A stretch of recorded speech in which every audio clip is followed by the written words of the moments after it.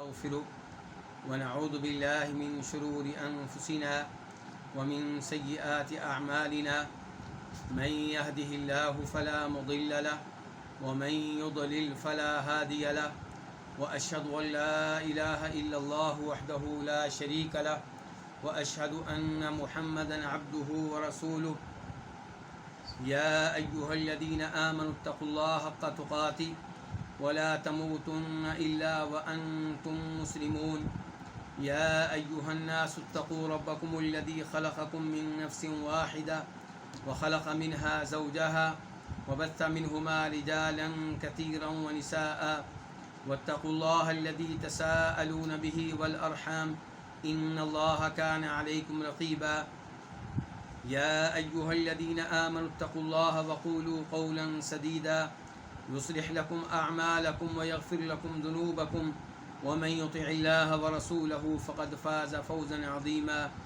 أما بعد فإن خير الحديث كتاب الله وخير الهدي هدي محمد صلى الله عليه وسلم وشر الأمور محدثاتها وكل محدثة بدعة وكل بدعة ضلالة وكل ضلالة في النار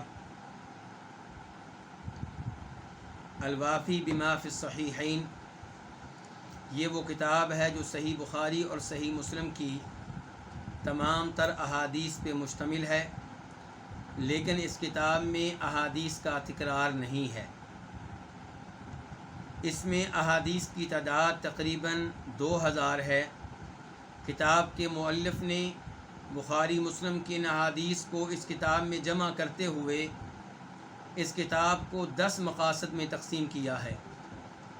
ان میں سے تیسرا مقصد العبادات، ان احادیث پہ مشتمل ہے جن کا تعلق عبادات سے ہے۔ اس تیسرے مقصد میں کئی ایک کتب ہیں۔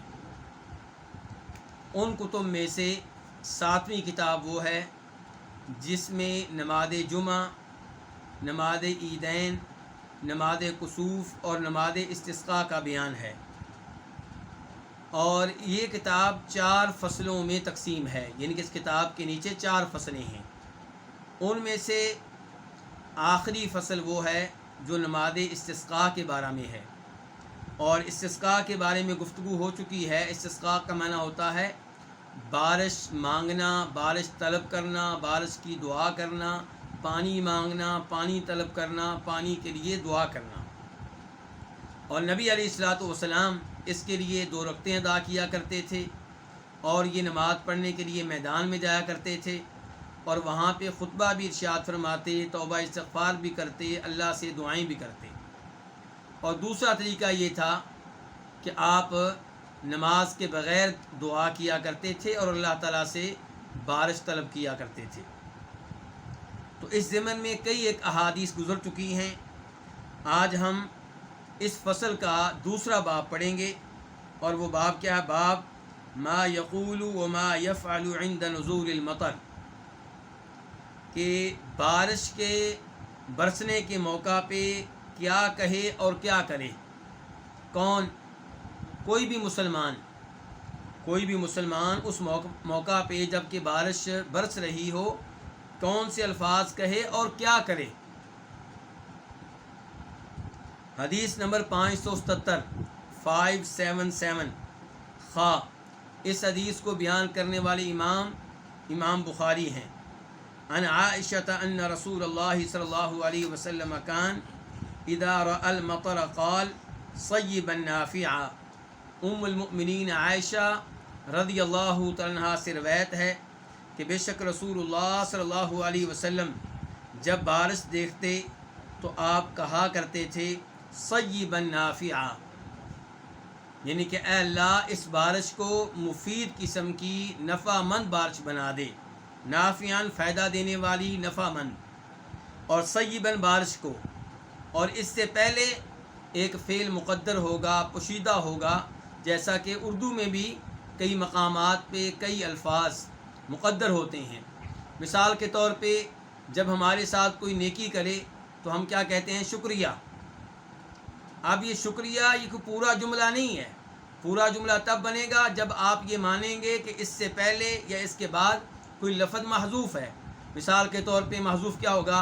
کہ میں آپ کا شکریہ ادا کرتا ہوں، لیکن کہتے کہ ہم شکریہ بس، کیونکہ باقی الفاظ سننے والا خود ہی سمجھاتا ہے۔ تو یہی صورتحال یہاں پہ صیبا نافعہ، معنی کیا ہے کہ اے اللہ اس بارش کو مفید قسم کی بارش بنا دے، ایسی بارش جس سے فائدہ ہو، نقصان نہ ہو۔ تو اب ہمیں پتہ چل گیا اس حدیث سے کہ جب بارش نازل ہو رہی ہو، بارش برس رہی ہو، اس موقع پہ یہ دعا پڑھنی چاہیے صیبا نافعہ۔ اس کے بعد حدیث نمبر 578 578 میم، اس حدیث کو اپنی کتاب میں جگہ دینے والے امام کون سے؟ امام مسلم۔ عن انس، جناب انس بن مالک رضی اللہ تعالیٰ عنہ سے روایت ہے، قال، وہ کہتے ہیں، اصابنا ونحن مع رسول اللہ صلی اللہ علیہ وسلم مطر، کہ ہم پہ بارش برسی، اصابنا ہم پہ برسی، کیا برسی؟ وہ ہے مطر، اور درمیان میں کیا ہے؟ وَنَحْنُ مَعَ رسول اللہ، جب کہ ہم رسول اللہ صلی اللہ علیہ وسلم کے ساتھ تھے۔ تو جب کہ ہم رسول اللہ صلی اللہ علیہ وسلم کے ساتھ تھے، ہم پہ بارش برسی۔ قال، وہ کہتے ہیں، کون کہتے ہیں؟ انس بن مالک، اس حدیث کے راوی۔ فحصر رسول اللہ صلی اللہ علیہ وسلم ثوبہ، تو نبی علیہ الصلوۃ والسلام نے اپنا کپڑا ہٹا دیا، یعنی کہ اپنا کپڑا اپنے جسم کے کچھ حصے سے ہٹا دیا تاکہ بارش کا پانی آپ کے جسم پہ پڑے۔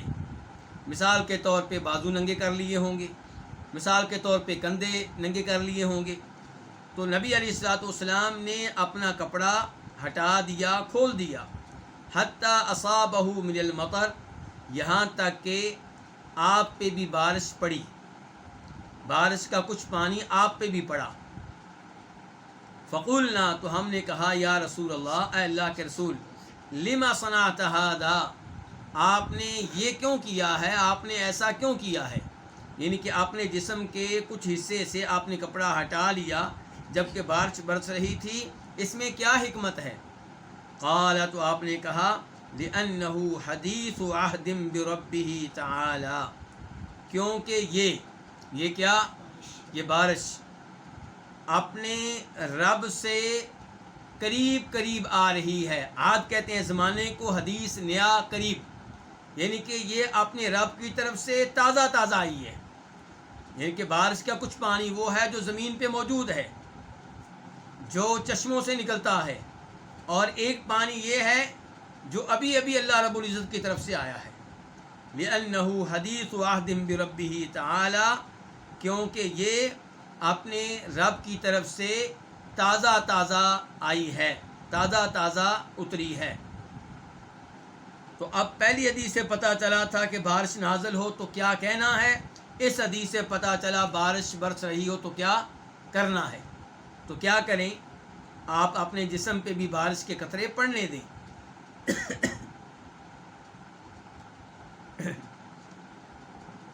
اس کے بعد باب نمبر 3، باب التعوذ عند رؤیت الریح،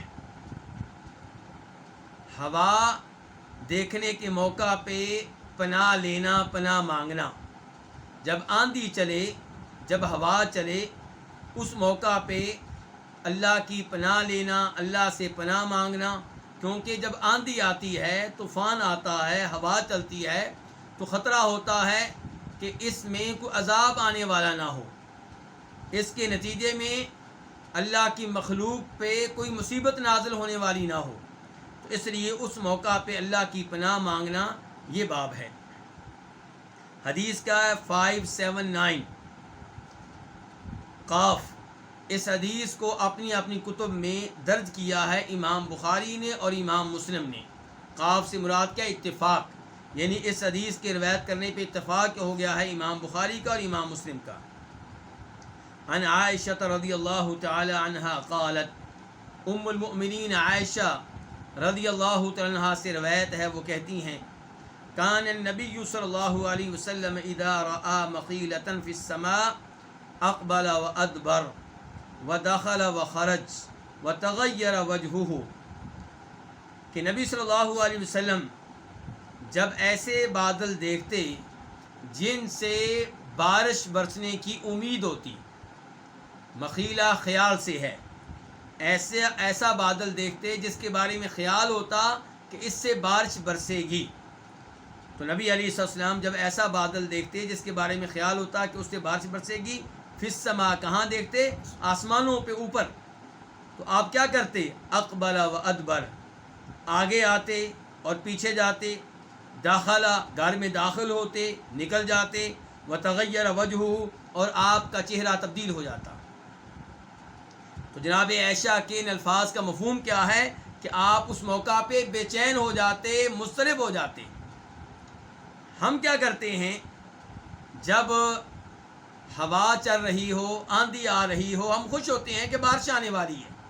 لیکن نبی علیہ الصلوۃ والسلام کا معاملہ اس کے برعکس ہوتا.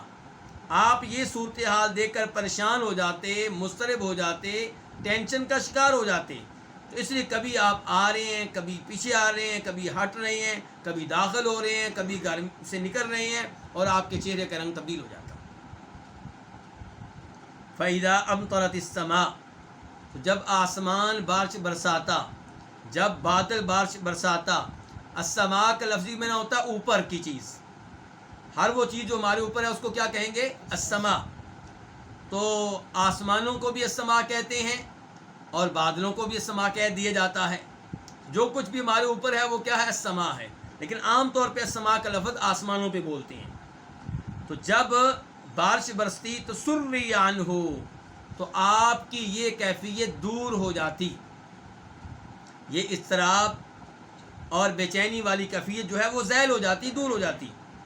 فعرفته عائشہ ذالک، تو آپ کو ام المؤمنین عائشہ نے یہ صورتحال بتائی. عرفت، آپ کو آگاہ کیا اس صورتحال سے. جناب عائشہ نے کہا اللہ کے رسول آپ ایسے ہو جاتے ہیں. فقال النبی صلی اللہ علیہ وسلم، تو نبی صلی اللہ علیہ وسلم نے فرمایا ما ادری، مجھے معلوم نہیں، لعلہ، شاید کہ وہ کیا، وہ بادل، وہ بادل، ما ادری مجھے معلوم نہیں، لعلہ کما قال قوم، مجھے معلوم نہیں کہ شاید وہ بادل ایسے ہو جیسے ایک قوم نے کہا تھا. اس قوم نے کیا کہا تھا؟ اللہ تعالیٰ فرماتے ہیں قرآن حکیم میں اس قوم کا تذکرہ کرتے ہوئے کہ فلما رأوه عارضا مستقبل اودیتہم، تو جب انہوں نے اس کو دیکھا، کس کو؟ عذاب کو، عارضا بادل کی شکل میں، مستقبل اودیتہم کہ وہ ان کی وادیوں کا رخ کیے ہوئے ہے. یہاں پہ مجھے کچھ وضاحت کرنا پڑے گی.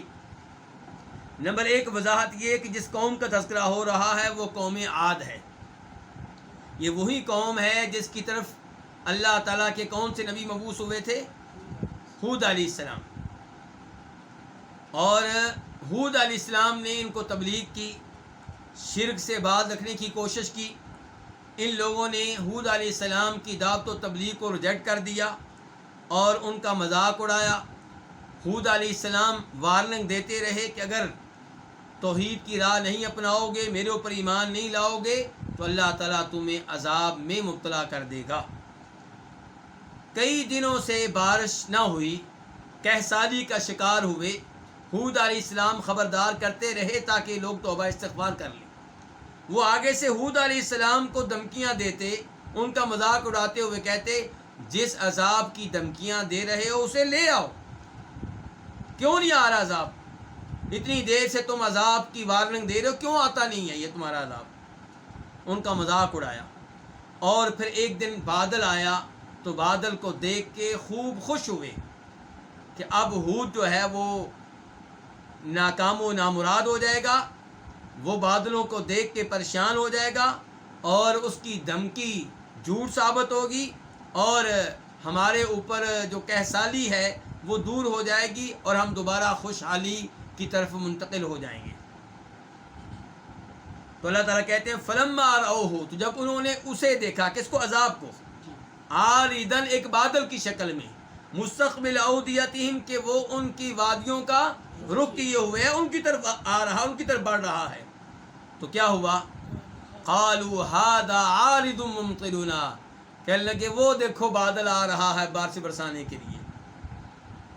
تو بل ہوا مستعجلتم بھی، تو اللہ تعالیٰ کی طرف سے آواز آئی یہود علیہ السلام نے ان سے کہا کہ بلکہ یہ وہ عذاب ہے جس کو تم جلدی طلب کر رہے تھے، تم کہتے تھے کیوں نہیں آتا ہے، آئے نا، یہ وہ عذاب آ رہا ہے، ریحٌ تیز ہوا ہے، فیہا عذاب علیم جس میں کیا ہے، دردناک عذاب ہے۔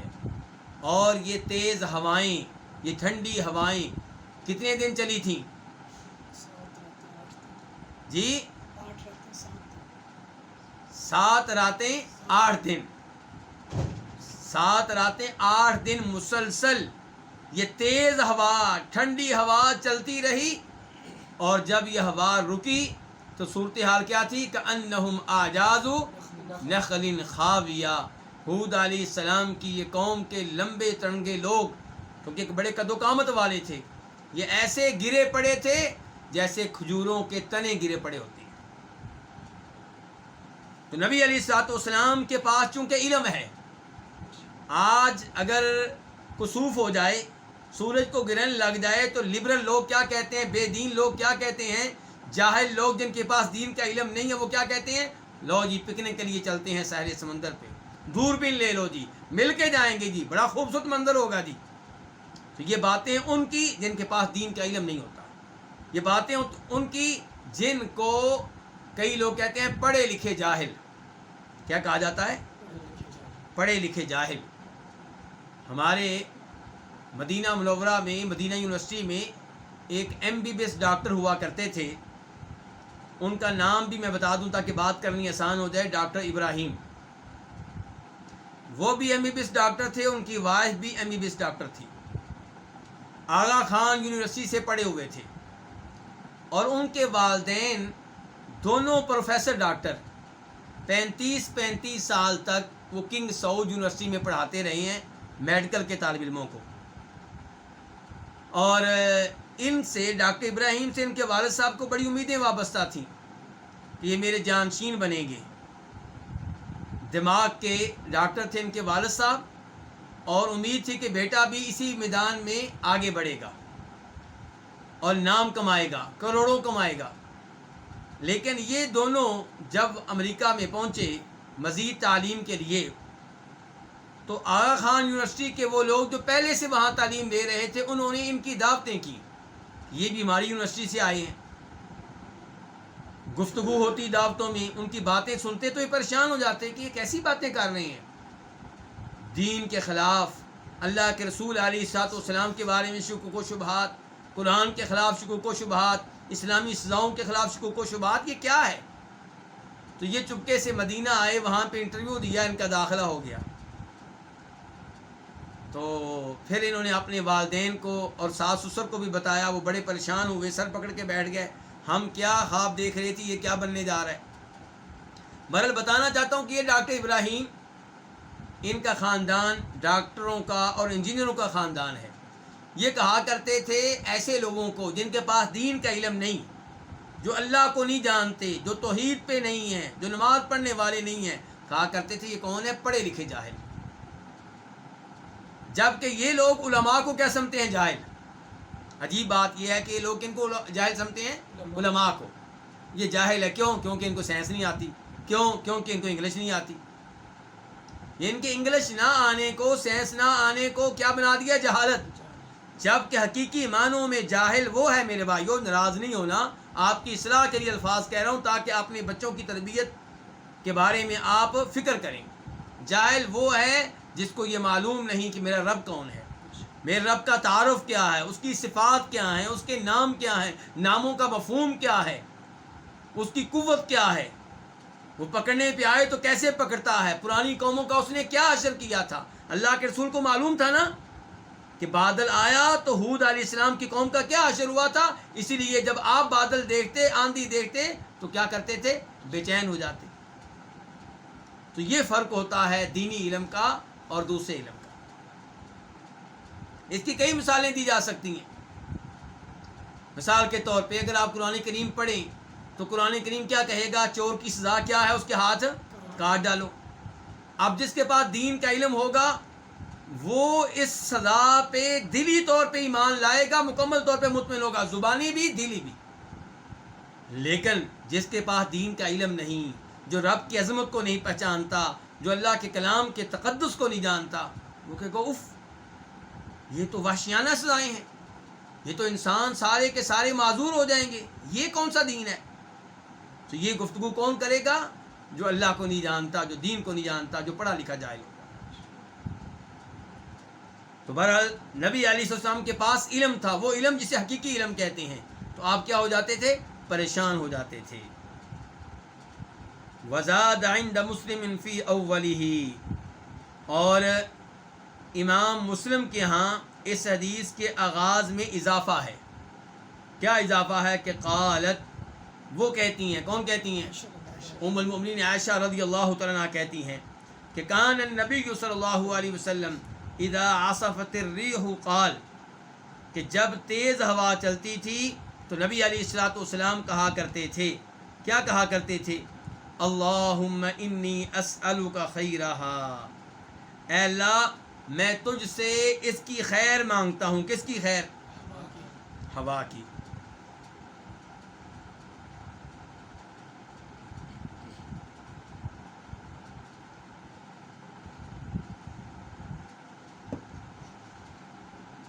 ہوا کی خیر کیا ہوگی؟ کہ ہوا پرسکون ہو، ایسی ہوا ہو جس سے لطف ملے، ایسی ہوا ہو جس سے تکلیف نہ ہو۔ اے اللہ میں تجھ سے سوال کرتا ہوں اس کی خیر کا، وخیر ما فیہا، اور اس چیز کی خیر کا جو اس میں ہے۔ کس میں ہے؟ ہوا میں۔ ہوا کے نتیجے میں کیا ہے؟ بارش ہے۔ تو یہ بارش جو ہے وہ خیر والی بارش ہو، ایسی بارش نہ ہو جو نقصان دینے والی ہو۔ وخیر ما ارسلت بہ، اور میں تجھ سے سوال کرتا ہوں اس چیز کی خیر کا جس کے ساتھ یہ بھیجی گئی ہے۔ ہوا کس کے ساتھ بھیجی جاتی ہے؟ بادلوں کے ساتھ۔ یا اللہ بادلوں میں خیر ہو۔ وَأَعُوذُ بِكَ مِن شَرِّهَا، اور میں تیری پناہ میں آتا ہوں، من شرِّهَا، اس کے شر سے بچنے کے لیے۔ کس کے شر سے بچنے کے لیے؟ ہوا کے شر سے بچنے کے لیے۔ وَشَرِّ مَا فِيهَا، اور اس چیز کے شر سے بچنے کے لیے جو اس میں ہے، جو بارش اس میں ہے اس کے شر سے بچنے کے لیے۔ وَشَرِّ مَا أُرْسِلَتْ بِهِ، اور اس چیز کے شر سے بچنے کے لیے جس کے ساتھ اس ہوا کو بھیجا گیا ہے، وہ کیا ہے؟ بادل۔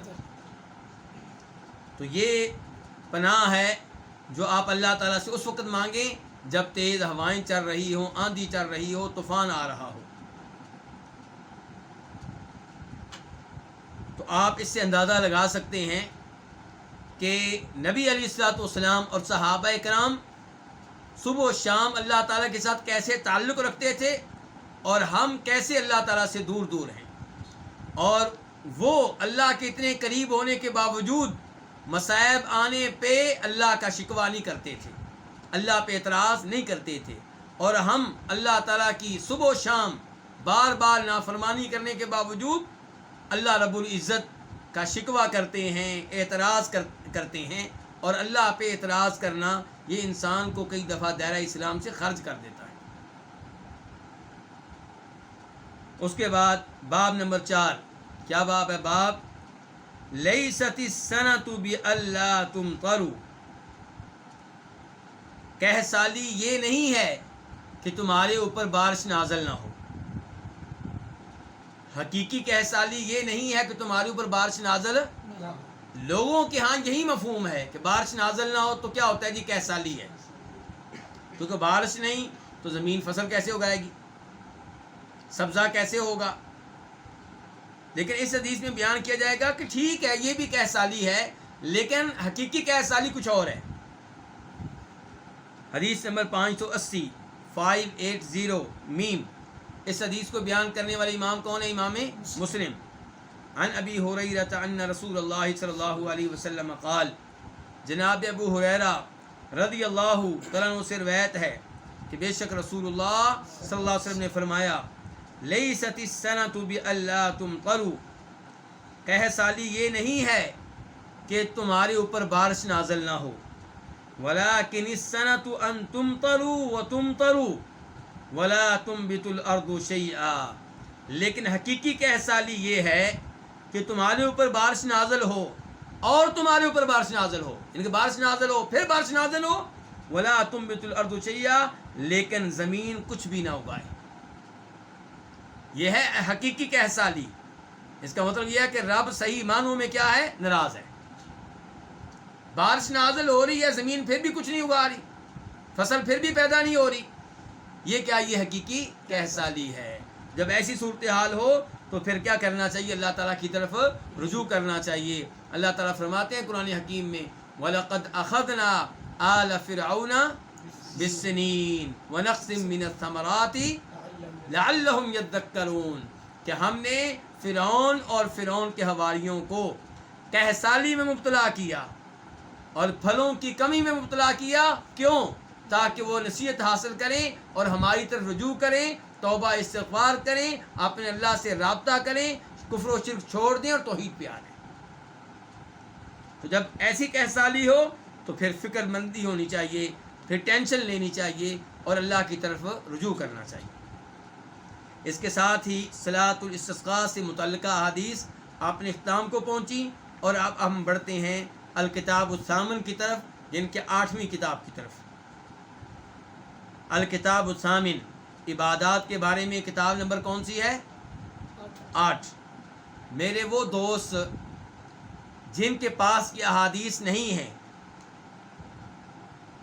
ان کو یہ معلوم ہوگا کہ زوم میں یہ پروگرام نشر ہوتا ہے، فیس بک پہ بھی نشر ہوتا ہے، لیکن واٹس ایپ گروپ بھی بنے ہوئے ہیں جن میں اطلاع دی جاتی ہے کہ درس کب ہوگا، کب نہیں ہوگا، کب ناگا ہوگا، کب اس کا ٹائم تبدیل ہو رہا ہے، اور اس میں درس کی بعد میں ریکارڈنگ بھی بھیجی جاتی ہے، اور وہاں پہ ان احادیث کا ترجمہ بھی آپ کو PDF کی شکل میں بھیج دیا جاتا ہے.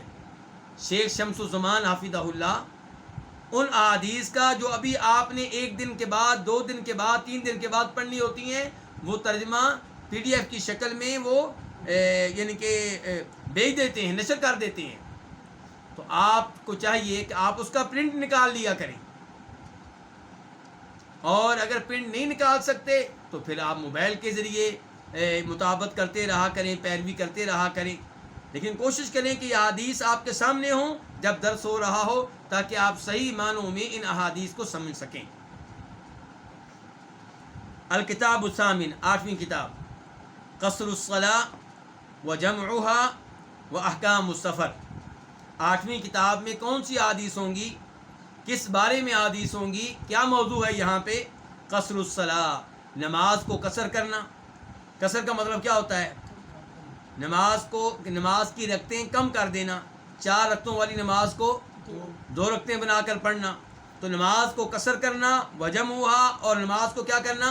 جمع کر لینا ایک نماز کو دوسری نماز کے ساتھ. واحکام السفر، اور سفر کے احکام. تو اس کتاب کے نیچے کتنی فصلیں ہیں؟ 2. الفصل الاول کیا ہے؟ قصر الصلاۃ وجمعها. جو پہلی فصل ہے یہ نماز قصر کرنے کے بارے میں ہے اور نمازوں کو جمع کرنے کے بارے میں ہے. اور دوسری فصل میں کیا ہوگا؟ سفر کے احکام ہوں گے. تو اب ہم آتے ہیں پہلی فصل کی طرف. تو پہلی فصل کیا ہے؟ قصر الصلاۃ وجمعها، نماز کو قصر کرنا اور نمازوں کو جمع کرنا. اور اس کے نیچے پھر کئی ابواب ہیں. کتنے ابواب ہیں؟ 7 ابواب ہیں. ان میں سے پہلا باب کیا؟ باب قصر الصلاۃ. پہلا باب جو ہے یہ نماز قصر کرنے کے بارے میں ہے. حدیث نمبر 581 قاف. اس حدیث کو اپنی اپنی کتب میں لانے پہ اتفاق ہو گیا ہے. کس کس کا؟ امام بخاری کا اور امام مسلم کا، حدیث کے 2 بڑے اماموں کا. عن عائشہ ام المؤمنین قالت، ام المؤمنین عائشہ رضی اللہ تعالیٰ عنہا سے روایت ہے، وہ کہتی ہیں، جناب عائشہ کے نام کے ساتھ کیا لکھا ہوا؟ ام المومنوں کی ماں. تو نبی علیہ السلام کی بیویاں مومنوں کی کیا لگتی ہیں؟ مائیں. تو اپنی ان ماؤں پہ کوئی اعتراض کرنا، تنقید کرنا، کیا یہ مناسب ہے؟ حالانکہ اعتراض ہیں بھی غلط، تنقید ہے بھی جھوٹی. جھوٹی کہانیاں گڑھ کے امہات المؤمنین پہ، نبی علیہ السلام کی پاک بیویوں پہ تنقید کی جاتی ہے. اور کرنے والے عام طور پہ کون ہیں؟ جو صحابہ کرام کے دشمن ہیں. جبکہ قرآن کیا کہتا ہے کہ آپ کی بیویاں تمہاری کیا ہیں؟ یہ جو لقب ہے یہ قرآن نے دیا ہے. وَأَزْوَاجُهُ أُمَّهَاتُهُمْ کہ آپ کی بیویاں مومنوں کی کیا ہیں؟ مائیں ہیں. یہ قرآن نے کہا ہے. تو جناب عائشہ ام المؤمنین سے روایت ہے، وہ کہتی ہیں فرض اللہ الصلاۃ حین فرضها رکعتین رکعتین فی الحضر والسفر. اللہ تعالیٰ نے نماز مقرر کی، حین فرضها جب مقرر کی. اللہ تعالیٰ نے نماز مقرر کی جب مقرر کی. کتنی مقرر کی؟ رکعتین رکعتین، دو دو رکھتے ہیں. اب آسان اردو میں ترجمہ کیا ہوا کہ جب اللہ تعالیٰ نے نماز مقرر کی تو کتنی مقرر کی؟ دو دو رکھتے ہیں. فی الحضر، حضر میں بھی، والسفر اور سفر میں بھی. حضر کا ترجمہ کیا ہوتا ہے؟ سفر کے الٹ چیز کو، اپوزٹ کو کیا کہتے ہیں؟ حضر. حضر کا مطلب یہ ہے کہ آپ اپنے شہر میں ہیں، اپنے گاؤں میں ہیں، اپنے گھر میں ہیں، اپنے محلے میں ہیں. اور سفر کا مطلب یہ ہے کہ آپ اپنے شہر سے باہر ہیں، کہیں جا رہے ہیں. تو اللہ تعالیٰ نے نماز مقرر کی حین فرضها جب یہ مقرر کی. کتنی مقرر کی تھی؟ رکعتین رکعتین، دو دو رکھتے ہیں. فی الحضر، حضر میں بھی، والسفر اور سفر میں بھی. فاقرت صلاۃ السفر تو سفر کی نماز کو برقرار رکھا گیا. سفر کی نماز پہلے ہر نماز کتنی تھی؟ دو رکھتے ہیں. تو پھر سفر کی نماز کو کیا کیا گیا؟ برقرار رکھا گیا. سفر کی نماز کتنی ہے؟ دو رکھتے ہیں. وزید فی صلاۃ الحضر اور حضر کی نماز میں اضافہ کر دیا گیا. یعنی کہ ظہر کی نماز پہلے دو رکعتیں تھی تو اب کتنی ہو گئی؟ عصر کی نماز پہلے دو رکعتیں تھی اب کتنی ہو گئی؟ عشاء کی نماز پہلے دو رکعتیں تھی اب کتنی ہو گئی؟ 4. لیکن فجر کی نماز دو رکعتیں ہی رہی کیونکہ فجر کی نماز میں تلاوت لمبی ہوتی ہے.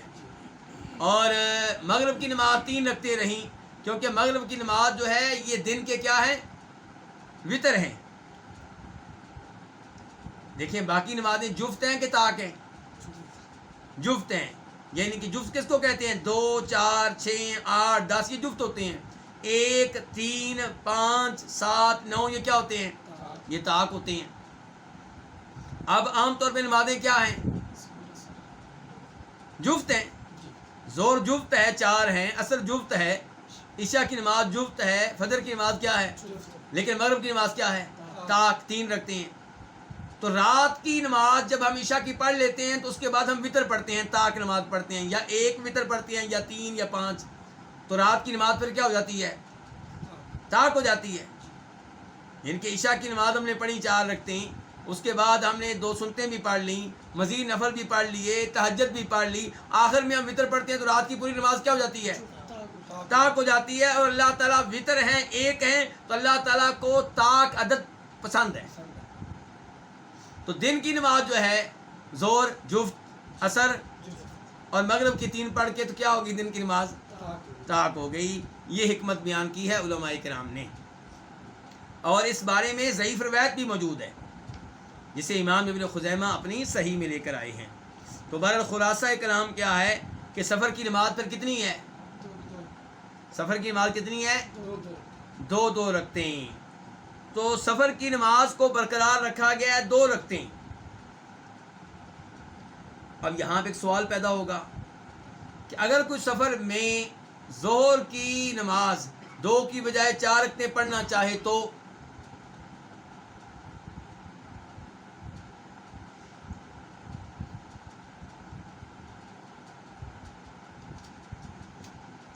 جی علماء کرام، جب جناب ایسا کہہ رہی ہیں کہ سفر کی نماز برقرار رہی جیسے پہلے تھی، پہلے کتنی تھی؟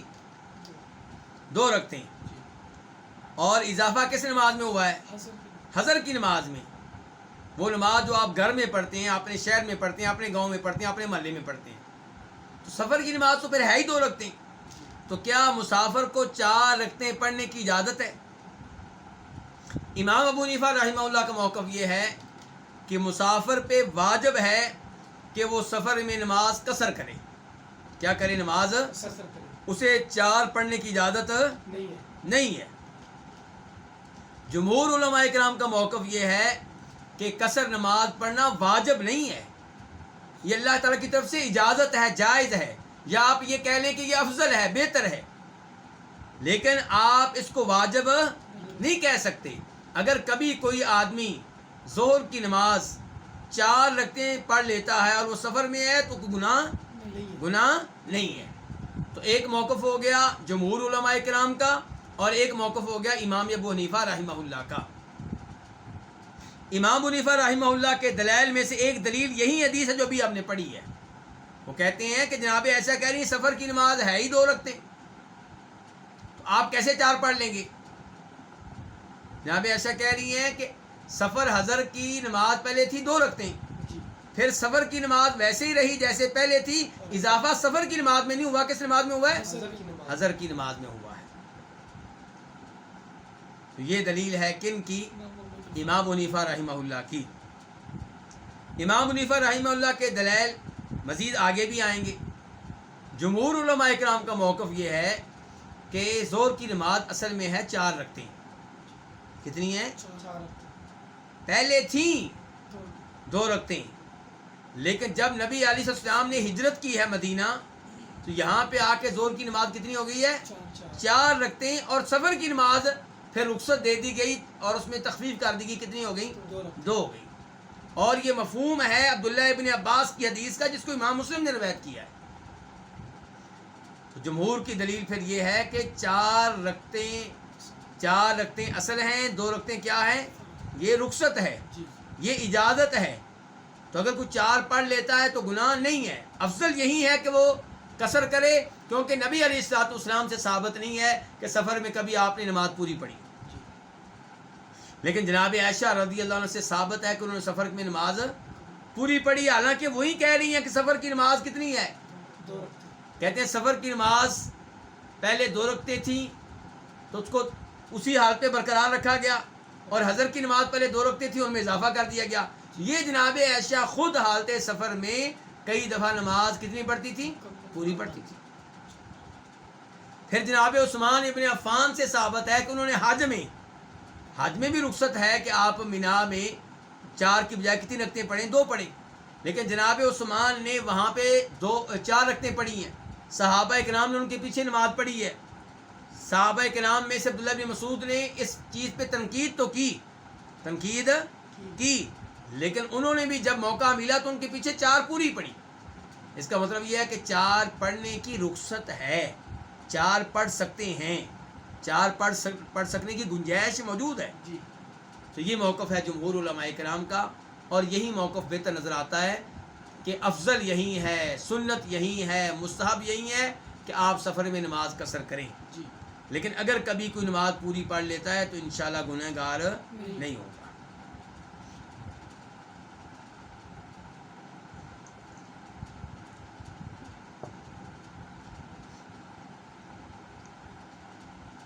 اب ہے حدیث نمبر 582 قاف۔ اس حدیث کے بیان کرنے پہ اتفاق ہے کس کا؟ امام بخاری کا اور امام مسلم کا۔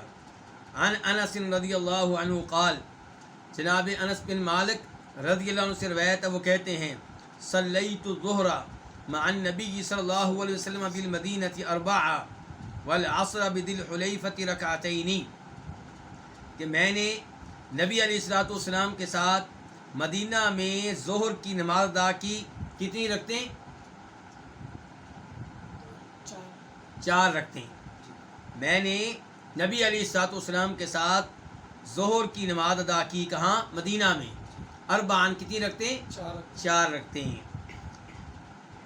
اور یہاں پہ دیکھیے کیا کہہ رہے ہیں آپ کے ساتھ، والعصر بذی الحلیفۃ رکعتین، اور عصر کی نماز ادا کی کہاں پہ؟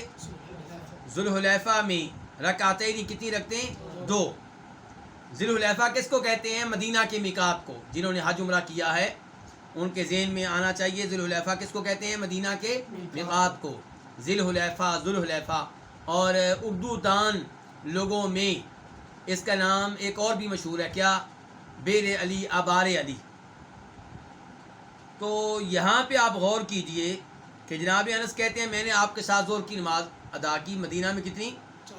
4 رکعتیں۔ اور جناب انس کے علاوہ دیگر صحابہ کرام بھی تھے، تو جناب انس نبی السلام کے ساتھ جڑ کے کھڑے ہوں گے کہ پچھلی صف پہ کھڑے ہوئے ہوں گے؟ پچھلی صف پہ کھڑے ہوئے ہوں گے نا. آپ کے جسم کے ساتھ جسم لگا ہوا تو نہیں ہوگا. اس کے باوجود لفظ کیا بول رہے ہیں؟ معیت کا معا، میں نے آپ کے ساتھ زور کی نماز ادا کی. پتہ چلا معیت کا مطلب ہر جگہ پہ یہ نہیں ہوتا کہ جسم کے ساتھ جسم جڑ گیا، ایک چیز دوسری چیز کے ساتھ جڑ گئی، ایک چیز دوسری چیز سے لگ رہی ہے. ہمیشہ یہ مطلب معیت کا نہیں ہوتا.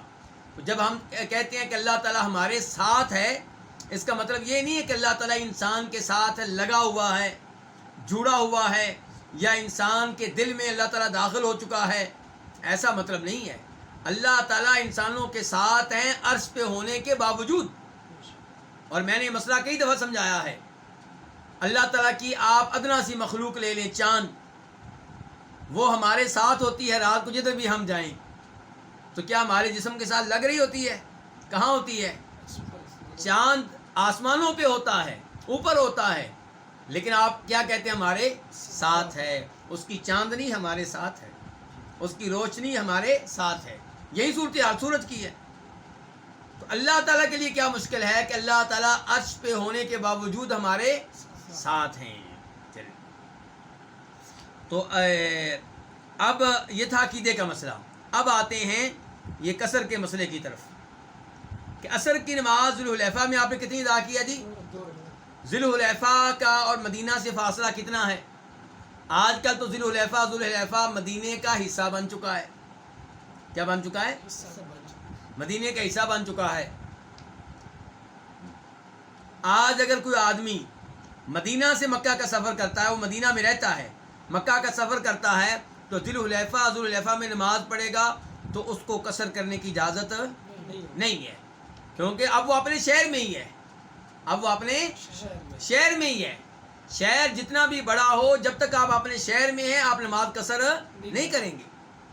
اپنے شہر میں انسان کو مسافر نہیں کہا جائے گا. اسی لیے جب ہم یہ مسئلہ بیان کرتے ہیں کہ عورت کو محرم کے بغیر سفر کرنے کی اجازت نہیں ہے، اس کا مطلب ہے اپنے شہر سے نکل کر دوسرے شہر میں محرم کے بغیر جانے کی اجازت. اپنے شہر میں وہ محرم کے بغیر ایک محلے سے دوسرے محلے میں جا سکتی ہے، لیکن وہاں پہ پھر دیگر امور آ جائیں گے. کیا؟ مثال کے طور پہ ایسا نہ ہو کہ کسی بند گاڑی میں جا رہی ہو کسی غیر مرد کے ساتھ. ہاں بس میں جائے جہاں پہ سب عورتیں اور سب لوگ ہیں، اور وہاں عورتوں والے حصے میں بیٹھے، پردے کے ساتھ بیٹھے، لیکن بہرحال وہ محرم کے بغیر اپنے شہر میں ایک محلے سے دوسرے محلے میں جا سکتی ہے. تو نبی علیہ السلام کے زمانے میں ذوالحلیفہ مدینہ میں تھا یا مدینہ سے باہر تھا؟ باہر تھا. 6 میل کے فاصلہ تھا. کتنا فاصلہ تھا؟ 6 میل کا. تو نبی علیہ السلام کہاں جا رہے تھے؟ مکہ جا رہے تھے حج کرنے کے لیے. مکہ جا رہے تھے کس لیے؟ حج کرنے کے لیے. اور آپ نے قریب جانا تھا کہ دور جانا تھا؟ بولیے ذرا. مکہ جانا تھا نا، لمبا سفر تھا نا. جب آپ کا سفر لمبا ہو تو اپنے شہر کی آبادی ختم ہونے کے فوراً بعد آپ قصر کر سکتے ہیں. جب آپ کے شہر کی کیا ختم ہو جائے؟ آبادی ختم ہو جائے. آپ کے شہر کی آبادی ختم ہو گئی، اب آگے جو بھی پیٹرول پمپ آئے گا اس کی مسجد میں آپ نماز پڑھیں گے، یا ویسے آپ نماز کسی جگہ پڑھیں گے. اب آپ کو قصر کرنے کا حق حاصل ہے، چاہے آپ کا شہر 1 میل کے فاصلے پہ ہو.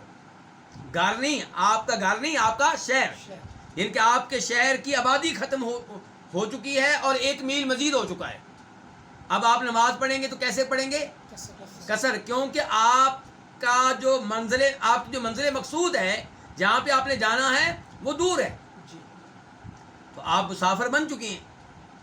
لیکن اگر کسی نے اپنے شہر سے 3 میل کے فاصلے پہ جانا ہو، اس کا ٹوٹل سفر ہی اتنا ہو، تو پھر اس کو قصر کرنے کی اجازت ہے؟ اس کو قصر کرنے کی اجازت نہیں ہے. فرق سمجھیں؟ جب آپ نے دور جانا ہے تو شہر سے نکلے ہوئے، شہر کی آبادی سے نکلے ہوئے ابھی 1 کلومیٹر ہوا ہے، 2 کلومیٹر ہوئے ہیں، ابھی شہر کے بلڈنگیں آپ کو نظر آ رہی ہیں، آپ کو قصر کرنے کا حق حاصل ہے. آپ کو روزہ افطار کرنے کا، رمضان کا روزہ چھوڑنے کا، افطار کرنے کا حق حاصل ہے، کیونکہ آپ اپنے شہر سے باہر نکل آئے ہیں، سفر شروع ہو چکا ہے آپ کا. اور جانا آپ نے قریب ہے کہ دور؟ دور جانا ہے. تو یہ جو حدیث ہے یہ آپ کے کس سفر کے بارے میں ہے؟ مکہ کا سفر ہے، حج کا موقع ہے. تو مدینہ میں آپ نے 4 رکعتیں پڑھی ہیں. تو یہاں پہ میں خبردار کر دوں، کئی لوگ 583 میم اس حدیث کو کون سے امام نے اپنی کتاب میں جگہ دی؟ امام مسلم نے. عن یحییٰ بن یزید الہنائی، یحییٰ بن یزید ہنائی سے روایت ہے، قال وہ کہتے ہیں سألت انس بن مالک عن قصر الصلاۃ، میں نے انس بن مالک سے سوال کیا نماز قصر کرنے کے بارے میں. ان کی نماز قصر کرنے کے بارے میں سوال کیا ہوگا، کیا کس کا کیا حکم ہے، نبی علیہ السلام کب قصر کرتے تھے، کتنا فاصلہ ہو تو قصر کرنا چاہیے، اس قسم کا سوال کیا ہوگا. فقال، تو وہ کہنے لگے، کون کہنے لگے جی؟ کون کہنے لگے؟ انس بن مالک کہنے لگے. اور یہ کون کہہ رہے ہیں کہنے لگے؟ یحییٰ بن یزید کہہ رہے ہیں، یحییٰ بن یزید الہنائی. فقال، تو کہنے لگے کان رسول اللہ صلی اللہ علیہ وسلم اذا خرج مسیرۃ 3 امیال او 3 فراسخ شعبۃ الشاک صلی رکعتین، کہ نبی صلی اللہ علیہ وسلم جب نکلتے تھے 3 میل کی مسافت پہ، 3 میل کی مسافت کے لیے آپ نکلتے، یا 3 فرسخ کی مسافت کے لیے آپ نکلتے، تو صلی رکعتین، تو آپ کتنی رکعتیں ادا کرتے تھے؟ 2 رکعتیں. درمیان میں بریکٹ میں کیا آ گیا؟ شعبۃ الشاک، کہ شک کرنے والے کون ہیں؟ شعبہ ہیں. شعبہ بن حجاج الواسطی یہ یحییٰ بن یزید الہنائی کے شاگرد ہیں. ہماری اس حدیث کا آغاز کس آدمی سے ہوا تھا؟ یحییٰ بن یزید الہنائی سے. یحییٰ بن یزید الہنائی نے حدیث کس سے لی تھی؟ انس بن مالک سے. تو انس بن مالک کے شاگرد ہیں یحییٰ بن یزید الہنائی، اور ان کے شاگرد نیچے کون ہیں؟ شعبہ بن حجاج الواسطی. تو ان کو شک ہو گیا ہے کہ جب مجھے میرے استاد یحییٰ بن یزید الہنائی نے یہ حدیث بتائی تھی تو انہوں نے حدیث میں 3 میل کا لفظ بولا تھا یا 3 فرسخ کا لفظ بولا تھا. شک کیا ہو گیا ہے؟ 3 میل کا لفظ بولا تھا یا 3 فرسخ کا لفظ بولا تھا. تو شک کس کو ہوا ہے؟ شعبہ کو. تو اب 3 میل تو آپ جانتے ہیں، 3 فرسخ کتنے ہوتے ہیں؟ ایک فرسخ کتنے کا ہوتا ہے؟ 3 میل کا. ایک فرسخ کتنے کا ہوتا ہے؟ تو جب 3 فرسخ ہوں گے تو 3 کو 3 میں ضرب دیں تو کتنے میل ہو گئے؟ 9. 3 فرسخ کتنے ہوتے ہیں؟ 9 میل. تو اب شک ہو گیا ہے کہ نبی علیہ الصلوۃ والسلام کے بارے میں انس بن مالک نے کیا کہا تھا؟ صحابی نے کیا؟ صحابی نے یہ بتایا تھا کہ جب آپ 3 میل کا سفر کرتے تو 2 رکعتیں ادا کرتے تھے، یا جب آپ 9 میل کا سفر کرتے تو 2 رکعتیں ادا کرتے تھے. قصر کب کرتے تھے آپ؟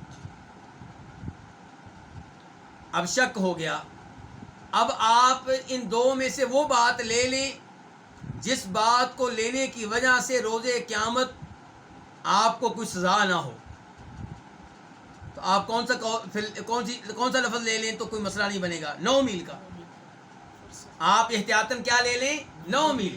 یعنی کہ اگر آپ 3 میل پہ 2 رکعتیں ادا کریں گے، قصر کریں گے، تو ہو سکتا ہے روز قیامت سوال ہو جائے آپ سے. لیکن اگر آپ 9 میل پہ کریں گے تو یہ تو بات پکی ہے نا. 3 میں تو شک ہے لیکن 9 کی تو بات پکی ہے کہ 9 میل پہ آپ نے کیا کیا؟ قصر کیا، 2 رکعتیں ادا کی ہیں. ان کے 9 میل کا جب سفر ہوتا تھا، کہنا چاہتے ہیں انس بن مالک کہ جب آپ کی منزل مقصود 9 میل ہوتی تھی. منزل مقصود کتنی ہوتی تھی؟ 9 میل. ان کا ٹوٹل سفر جب آپ کا 9 میل یا 9 میل سے زیادہ ہوتا تھا تو اس سفر میں آپ قصر کرتے تھے، 2 رکعتیں ادا کیا کرتے تھے. اچھا جی، 9 میل کون سے؟ یہ 9 میل انگریزی 9 میل ہیں یا یہ مدینہ والوں کے 9 میل ہیں؟ یہ مدینہ والوں کے 9 میل ہیں. نبی علیہ السلام کے زمانے کے 9 میل اور آپ کے زمانے کے 9 میل آج کل تقریباً 22-23 کلومیٹر بنتے ہیں. کتنے کلومیٹر بنتے ہیں؟ 22 یا 23 کلومیٹر. اس کا مطلب یہ ہوا کہ جس آدمی کا ٹوٹل سفر 23 کلومیٹر یا اس سے زیادہ ہو، 30 کلومیٹر، 100 کلومیٹر، 200 کلومیٹر، تو وہ اس سفر میں نماز قصر کر سکتا ہے. اور جس کا ٹوٹل سفر 10 کلومیٹر ہو، 15 کلومیٹر ہو، 20 کلومیٹر ہو، تو وہ کیا کرے؟ وہ نماز قصر نہ کرے. اس کا یہ سفر ایسا سفر نہیں ہے کہ جس میں نماز قصر کی جا سکے. واضح ہوگی یہ بات؟ پھر اب ترجمہ پڑھ لیں. انس بن مالک کیا کہتے ہیں کہ رسول اللہ صلی اللہ علیہ وسلم اذا خرج، جب نکلتے، کس کے لیے؟ سفر کے لیے. جب آپ نکلتے مسیرت ثلاثۃ ایام، 3 میل کی مسافت پہ یا 3 فرسخ کی مسافت پہ، شعبہ شک کرنے والے ہیں، تو اس جب نکلتے آپ اتنی مسافت کے لیے تو آپ کیا کرتے تھے؟ صلی رکعتین، 2 رکعتیں ادا کیا کرتے تھے.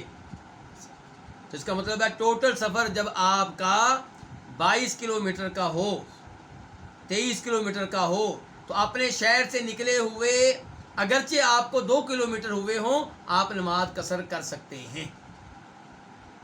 بات واضح ہو گئی؟ جی. چلیں.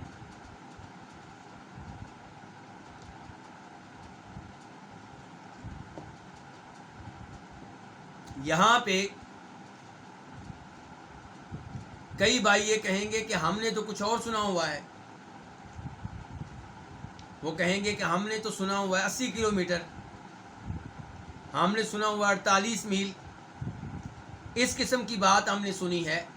تو گزارش یہ ہے کہ سفر کے مسائل میں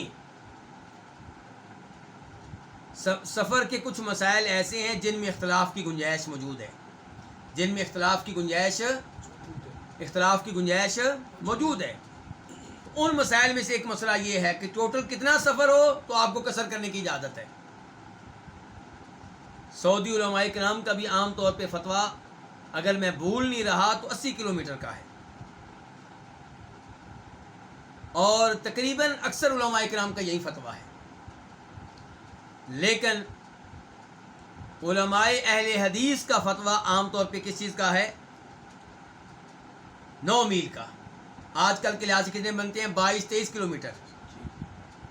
تو ان کی دلیل کیا ہے؟ یہ حدیث ہے. اور جنہوں نے 80 کلومیٹر کی مسافت کو لیا ہے، ان کے دلائل میں صحابہ کرام کے اقوال ہیں. صحابہ کرام کے کیا ہیں؟ اقوال ہیں. تو اس لیے سفر کے مسائل میں اختلاف کی گنجائش رہتی ہے، لیکن یہ حدیث چونکہ ہمارے سامنے ہے، اس لیے 22-23 کلومیٹر کا قول کافی بہتر نظر آتا ہے. یہاں پہ بلکہ میں ایک تیسری چیز بھی آپ کے سامنے رکھنا چاہوں گا، ایک تیسری رائے بھی ہے.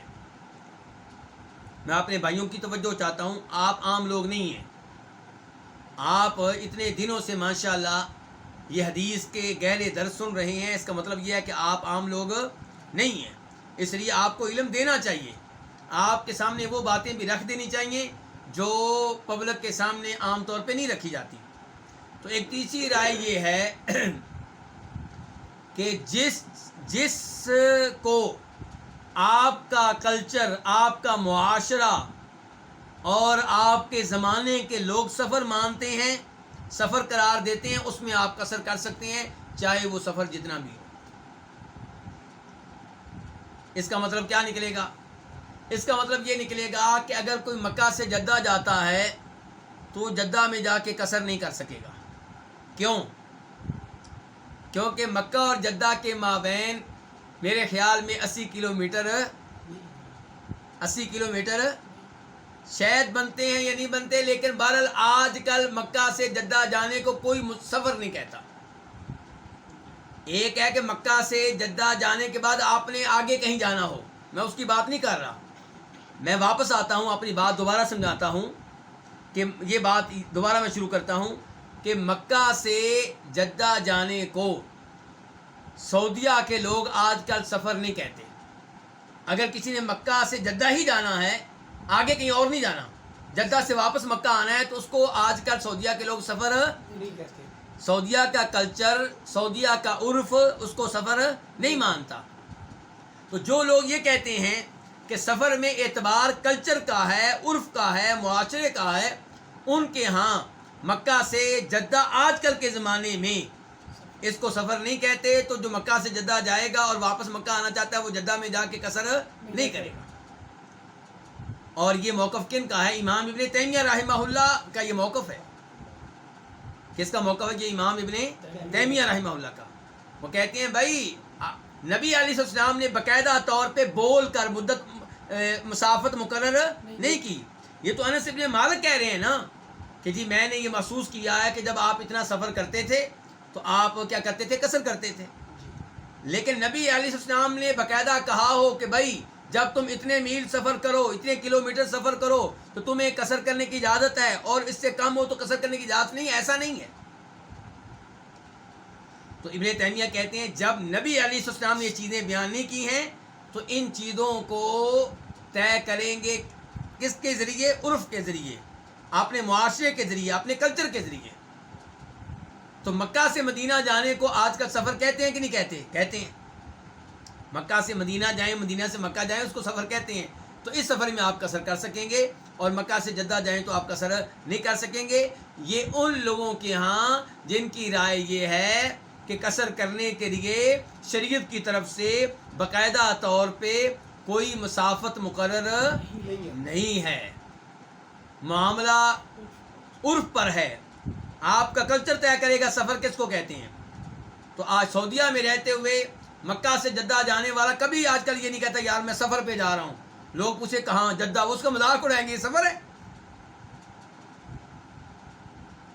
اچھا، لیکن اگر آپ ابن تیمیہ کی رائے نہیں لیتے تو پھر یہ رائے کافی اچھی ہے جو انس ابن مالک نے پیش کی ہے کہ نبی علیہ الصلوۃ والسلام جب بھی سفر کرتے تھے کتنا؟ 9 میل کا، یعنی کہ آج کل کے لحاظ سے 22-23 کلومیٹر کا، تو آپ قصر کرتے تھے. اس کا مطلب یہ ہے کہ مکہ سے جدہ جانے والا کیا کرے گا؟ قصر کرے گا.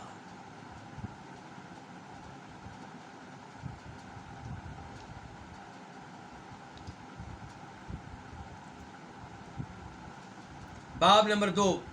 باب کیا؟ باب مدت القصری و مسافت ہو، قصر کی مدت اور اس کی مسافت.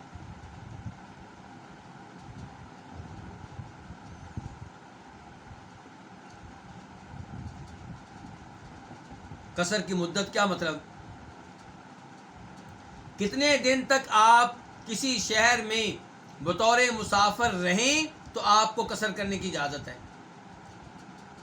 مدینہ سے مکہ آپ چلے گئے، ہم مانتے ہیں ابھی سفر تو ہے، واقعی سفر ہے، لیکن مکہ میں کتنے دن رہنا ہو تو آپ کو قصر کرنے کی اجازت ہے.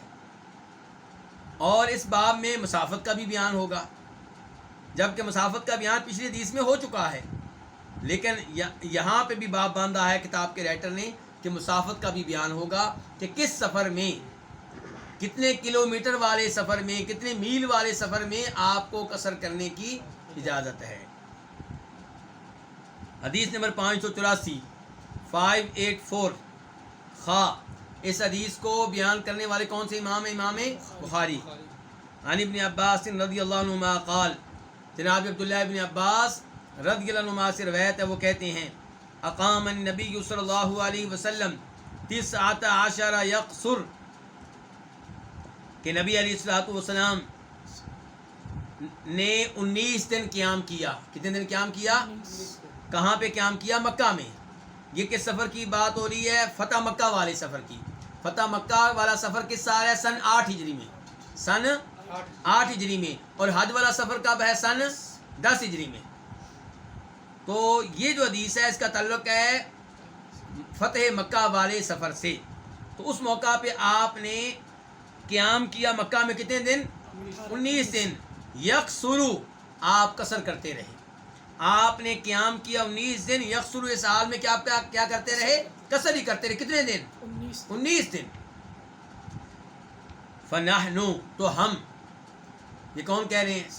عبداللہ ابن عباس کہہ رہے ہیں فنحنو، تو ہم، اذا سافرنا، جب ہم سفر کرتے ہیں 19 دن کا، یعنی کہ جب ہم سفر کر کے کسی شہر میں 19 دن یا 19 سے کم دن رہتے ہیں، 19 دن یا 19 سے کم دن قیام کرتے ہیں، جب ہم سفر کرتے ہیں 19 دن کا، قصرنا، تو ہم کیا کرتے ہیں؟ قصر کرتے ہیں.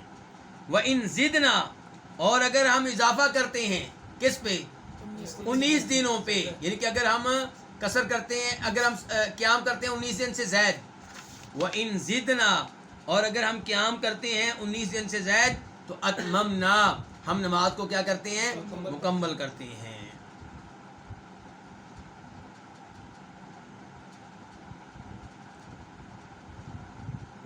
لو جی اب یہاں پہ ایک نیا مسئلہ ہے. مسئلہ یہ ہے کتنے دن تک آپ کسی شہر میں رہیں گے تو آپ کو قصر کرنے کی اجازت ہے. تو اس مسئلے میں بھی اختلاف موجود ہے.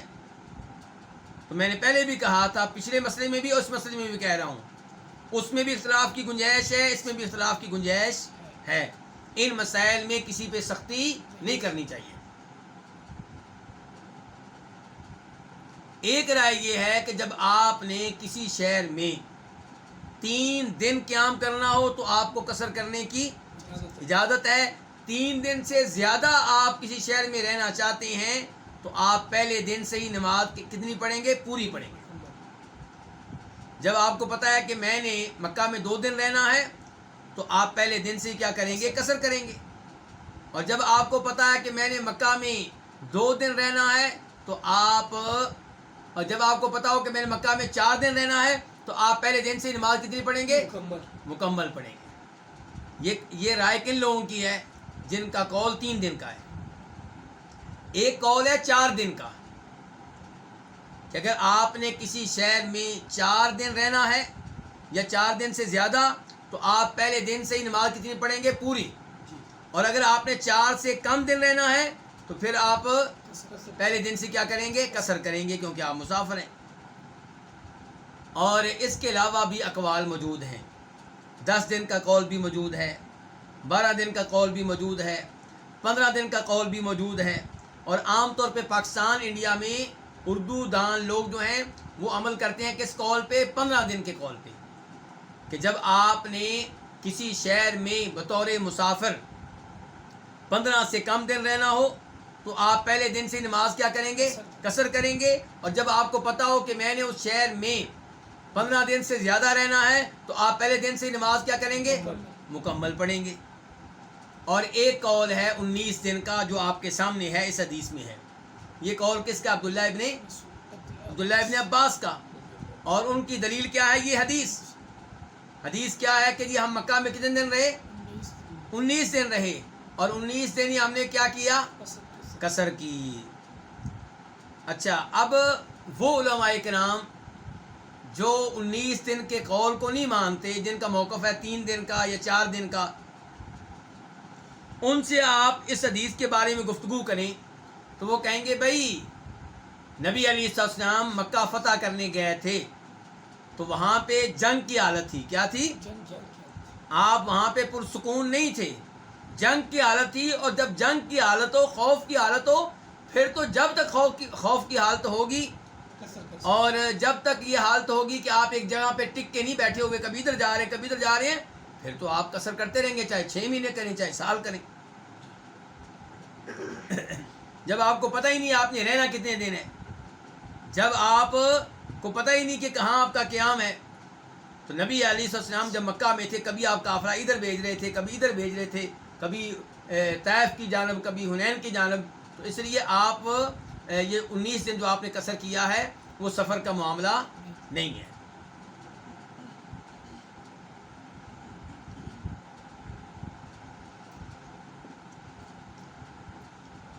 میں ایک طالب علم ہوں، میری رائے کیا ہے؟ میری رائے ہے 19 دن کی. میری رائے کیا ہے؟ 19 دن کی. کیوں بھائی؟ اس لیے کہ یہ عبداللہ ابن عباس نے بیان کیا ہے کہ نبی علیہ السلام مکہ میں 19 دن رہے، 19 دن ہی قصر کرتے رہے. اس کے بعد کیا کہتے ہیں؟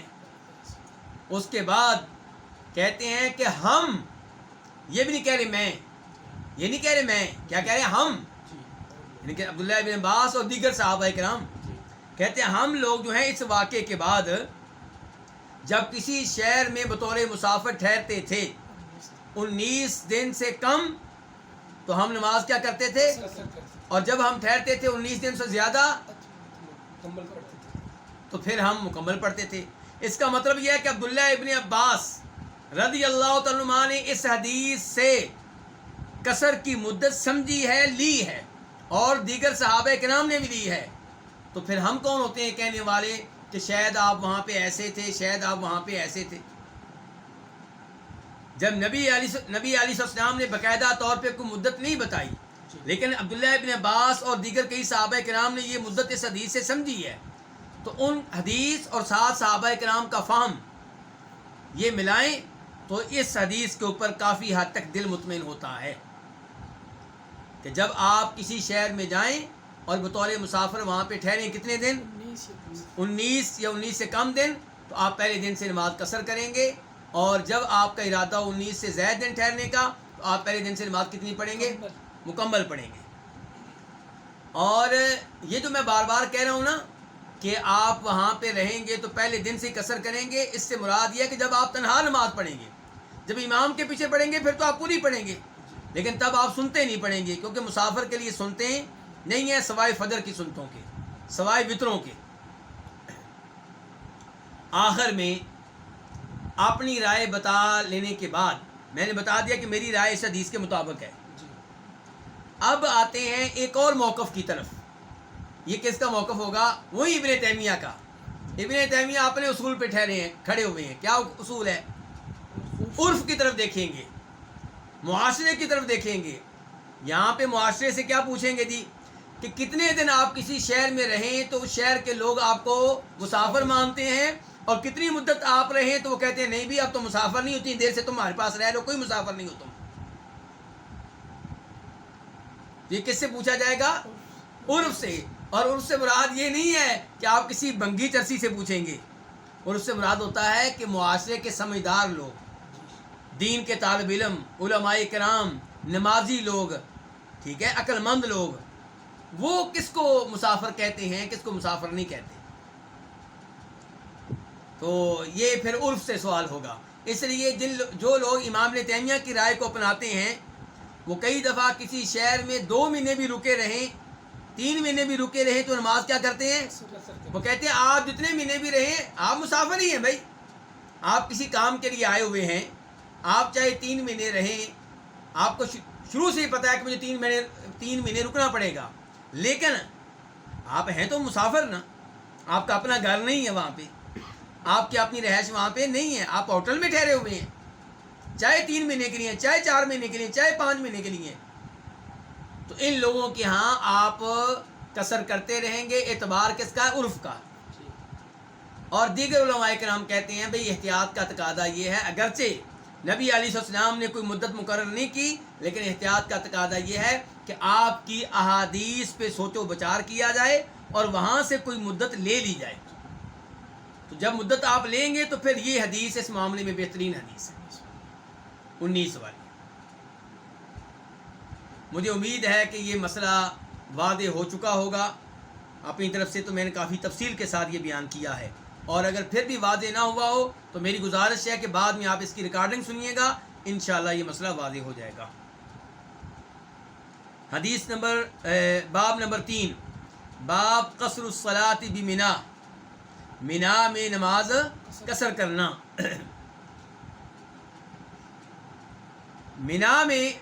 منا کہاں ہے؟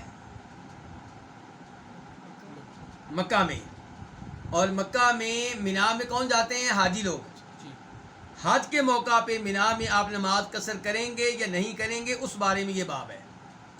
اور میں یہ پہلے سے بتا دوں کہ حاجی دوران حج منا میں، عرفات میں، مزدلفہ میں نمازیں قصر کرے گا، اس لیے نہیں کہ وہ مسافر ہے، بلکہ اس لیے کہ وہ کیا ہے؟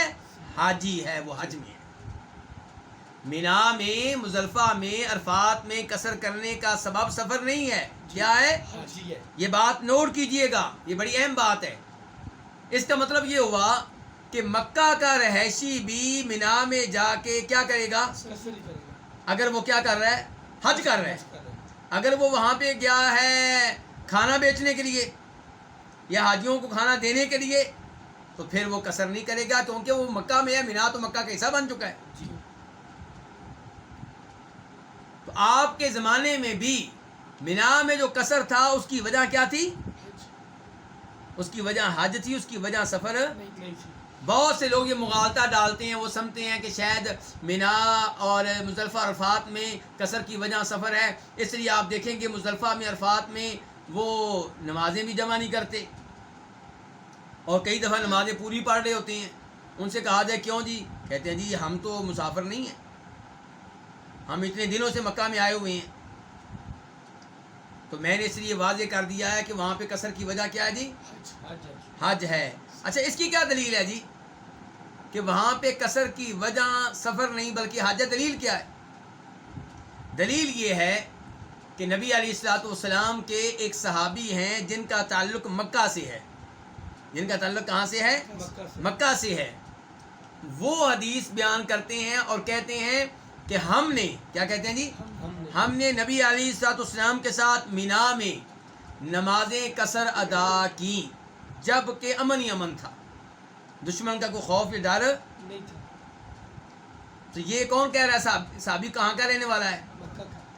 اگر مینا میں قصر کا سبب سفر ہو تو مکہ کے صحابی نے وہاں پہ قصر نماز کیوں پڑھی تھی؟ بلکہ آپ کہتے سلام پھیر کے مکہ والو تم اپنی نماز کیا کرو؟ مکمل کر لو۔ بلکہ امام مالک اپنی موطا میں روایت کرتے ہیں جناب عمر فاروق رضی اللہ تعالیٰ عنہ سے کہ جناب عمر فاروق جب حج کے لیے آتے تھے، مکہ میں لوگوں کو نماز پڑھاتے تو سلام پھیر کے کہتے مکہ والو ہم تو مسافر ہیں، تم نماز پوری کر لو اپنی۔ کون کہتے تھے؟ لیکن جب وہ مینا میں جاتے تھے تو وہاں پہ ایسا کوئی اعلان ان سے ثابت نہیں ہے، کیونکہ مینا میں کون ہوتے ہیں؟ حاجی ہوتے ہیں۔ تو مینا میں نماز قصر کرنا، عبد الرحمن بن یزید النخعی سے روایت ہے، وہ کہتے ہیں صلی بنا عثمان بن عفان، ہمیں نماز پڑھائی جناب عثمان بن عفان نے، کہاں پہ؟ بھی مینا میں، کتنی؟ 4 رکعات، کتنی رکھتے ہیں؟ 4 رکھتے ہیں۔ فقیل ذلک لعبد اللہ بن مسعود، تو یہ بات ذکر کی گئی عبداللہ بن مسعود کے سامنے، یہ بات کہی گئی عبداللہ بن مسعود سے کہ جناب عثمان نے تو جناب مینا میں اس دفعہ 4 رکعتیں پڑھا دی ہیں۔ فاسترجع، تو عبداللہ بن مسعود نے کیا کہا؟ انا للہ و انا الیہ راجعون۔ اور انا للہ کب پڑھتے ہیں؟ اردو سپیکنگ لوگ عام طور پہ یہ سمجھتے ہیں کہ جب کوئی فوت ہو جائے پھر پڑھتے ہیں انا للہ، جبکہ صحیح بات یہ ہے کہ کوئی بھی مصیبت آئے چھوٹی ہو یا بڑی، کیا پڑھنا چاہیے؟ انا للہ و انا الیہ راجعون۔ مثال کے طور پہ آپ کو پتہ چلے کہ کل پرسوں وافی کا درس نہیں ہوگا، ناگا ہوگا، تو آپ کیا پڑھیں گے؟ آپ نے خوش نہیں ہونا، کیا پڑھنا ہے؟ انا للہ و انا الیہ راجعون پڑھنا ہے، کہ پریشانی ہے کہ ہم حدیث کے علم سے ایک دن محروم رہیں گے، آپ سے کوئی چیز گر گئی، کوئی اور مسئلہ ہو گیا، کوئی ٹینشن آ گئی، کسی کا جوتا گم ہو گیا، تو کیا پڑھنا چاہیے؟ انا للہ، کیونکہ قرآن نے کیا کہا ہے؟ وبشر الصابرین الذین اذا اصابتهم مصیبہ قالوا انا للہ و انا الیہ راجعون۔ اے نبی علیہ السلام، آپ صبر کرنے والوں کو خوشخبری دے دیں۔ صبر کرنے والے کون ہیں؟ جن پہ جب بھی کوئی بھی مصیبت آئے، یہ نہیں کہا بڑی مصیبت، کیا کہا ہے؟ کوئی بھی مصیبت آئے تو کیا کہتے ہیں؟ انا للہ و انا الیہ راجعون کہتے ہیں۔ ان پہ رب کی طرف سے رحمتیں نازل ہوتی ہیں اور وہ ہیں ہدایت یافتہ۔ لیکن شریعت میں عمل کریں تو مصیبت بھی آپ کے لیے اجر و ثواب کا باعث بن جاتی ہے۔ ایک صبر کرنے کا ثواب، ایک یہ الفاظ کہنے کا ثواب۔ اللہ تعالیٰ کہہ رہا ہے جو اس انداز سے صبر کرتے ہیں، یہ الفاظ کہتے ہیں، رب کے ان کے اوپر رحمتیں نازل ہوتی ہیں۔ تو عبداللہ بن مسعود نے کیا کہا جی؟ اچھا انا للہ کیوں کہا؟ وہ آگے آ رہا ہے، ثم قال، پھر کہا، یعنی کہ انا للہ پڑھنے کے بعد پھر کہا صلیت مع رسول اللہ صلی اللہ علیہ وسلم بمنا رکعتین، میں نے رسول اللہ صلی اللہ علیہ وسلم کے ساتھ مینا میں کتنی رکعتیں ادا کی ہیں؟ 2۔ وصلیت مع ابی بکر بمنا رکعتین، اور میں نے ابو بکر رضی اللہ عنہ کے ساتھ مینا میں کتنی رکعتیں ادا کی ہیں؟ 2۔ وصلیت مع عمر بن الخطاب بمنا رکعتین، اور میں نے عمر بن خطاب کے ساتھ مینا میں کتنی رکعتیں ادا کی ہیں؟ 2۔ فلیت حظی من 4 رکعات رکعتان متقبلتان، تو کاش حظی میرا نصیب میں ہوں، میرے نصیب میں ہوں، رکعتانی 2 رکعتیں، متقبلتان اللہ کے ہاں قبولیت کا شرف حاصل کرنے والی 2 رکعتیں ہوں، من 4 رکعات 4 رکعتوں کے بدلے میں۔ من بدل کے لیے، کس کے لیے ہے؟ بدل کے لیے۔ یہ من سے کے معنی میں نہیں ہے، یہ کس کے معنی میں ہے؟ بدل کے بارے میں. جیسے قرآن پاک میں کیا آتا ہے؟ ارضیتم بالحیات الدنیا من الآخرہ، کیا تم آخرت کے بدلے میں دنیاوی زندگی پہ مطمئن ہو گئے ہو، راضی ہو گئے ہو؟ تو کہتے ہیں کاش میرا حصہ 2 قبول شدہ رکھتے ہوں 4 رکعتوں کے مقابلے میں. یعنی وہاں پہ 2 رکعتیں پڑھیں نبی علیہ السلام کے طریقے کے مطابق اور اللہ تعالیٰ قبول کر لے، وہ بہتر ہیں 4 رکعتوں سے جو اللہ کے رسول سے ثابت نہیں ہیں. اچھا جی، اب اس سے ایک تو مسئلہ ثابت یہ ہوگا کہ مینا میں پھر حاجی لوگ کتنی رکعتیں ادا کریں گے؟ 2. دوسرا یہ ثابت ہو گیا کہ یہ طریقہ ہے نبی علیہ السلام کا اور یہ طریقہ ابو بکر و عمر کا. لیکن جناب عثمان نے اپنے آخری زمانے میں کتنی رکعتیں ادا کی ہیں جی؟ 4. اچھا، اب ہم لوگوں سے مطالبہ کریں گے کہ آپ کتنی ادا کریں؟ 2. ایسے ہی ہے. اچھا، اگر آگے سے مجھے کوئی کہے تم حضرت عثمان سے زیادہ پڑھے لکھے ہو، تم ان سے زیادہ علم والے ہو، تم ان سے زیادہ حدیث سمجھنے والے ہو، تو کیا اس کا یہ کہنا درست ہوگا؟ یہ انداز درست، کیونکہ میں جو کہہ رہا ہوں اس طرف بھی امام ہے. پہلے نمبر پہ خود اللہ کے رسول علیہ السلام، دوسرے نمبر پہ ابو بکر و عمر ہیں، اور آپ کہہ رہے ہیں 4 رکھتے ہیں اور آپ کی سیر پہ حضرت عثمان ہیں. میری طرف اللہ کے رسول ہیں، ابو بکر ہیں، عمر ہیں. دیکھیے پردہ کس کا باری ہے؟ اللہ کے رسول کے مقابلے میں ساری کائنات کٹھی ہو جائے، پردہ وہ باری رہے گا جس سائڈ پہ کون ہے؟ رسول اللہ صلی اللہ علیہ وسلم ہیں. تو ہمیں افسوس ہوتا ہے جب ہم بھائیوں کے سامنے صحیح احادیث رکھتے ہیں. مثال کے طور پہ نماز میں رفع الیدین کیا کریں، رکوع میں جاتے ہوئے، رکوع چھوڑتے ہوئے. ہم احادیث رکھتے ہیں، وہ کہتے ہیں تم امام ابو حنیفہ رحمہ اللہ سے زیادہ پڑھے لکھے ہو. کیا ان کو حدیث کا پتہ نہیں تھا؟ بھائی جو ہم کہتے ہیں، جو ہم بتا رہے ہیں، کیا ادھر امام نہیں ہے؟ اگر اماموں کا ہی مقابلہ کرنا ہے تو آ جائیں. جو ہم کہتے ہیں ادھر کون ہے؟ امام شافعی ہیں. جو ہم کہتے ہیں ادھر بھی امام مالک ہیں. جو ہم کہتے ہیں ادھر امام احمد ہیں. جو ہم کہتے ہیں ادھر 45 کے قریب صحابہ کرام ہیں جو رفع الیدین کے حدیث بیان کرتے ہیں. بھائی آپ اماموں کے چکر میں نہ پڑیں، سب اماموں کا احترام کریں، سب کی عزت کریں، سب کی محبت دل میں بسائیں. لیکن جب صحیح حدیث آ جائے تو نبی علیہ السلام سے اوپر اور بلند و بالا کوئی نہیں ہے.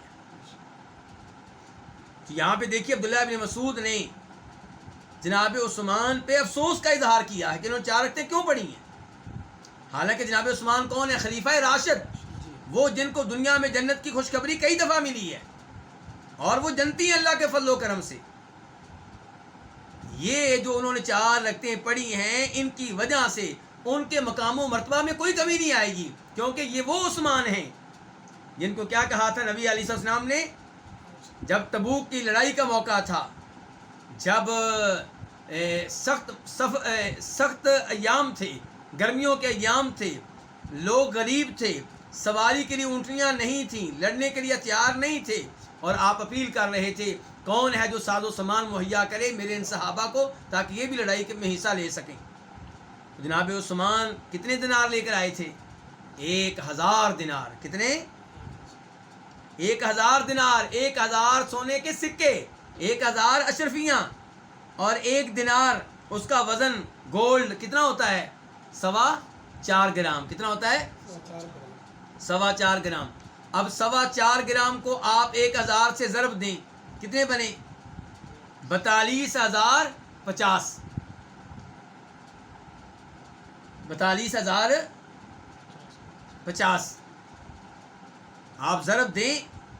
میں نے آپ کو بتا دیا 1000 دینار ہیں اور 1 دینار کتنا ہوتا ہے؟ 4.25 گرام. اب ضرب آپ خود دے لیں اس کو، اور پھر ضرب دینے کے بعد آپ بنا لیں ٹوٹل گرام، اور پھر دیکھیں کہ اس کی قیمت آج کے لحاظ کتنی بنتی ہے. تو اتنا زیادہ یعنی کہ حصہ ڈالا جناب عثمان نے. تو اللہ کے رسول نے کہا تھا عثمان آج کے بعد جو بھی عمل کرو تمہیں کوئی نقصان نہیں پہنچے گا، تمہارا مقام و مرتبہ نیچے نہیں آئے گا. اسی لیے ہم کہتے ہیں صحابہ کرام پہ تنقید نہ کیا کریں. وہ آسمان کے تارے ہیں، وہ چاند ہیں. تھوکیں گے تو تھوک کس پہ آئے گا؟ اپنے اوپر آئے گا.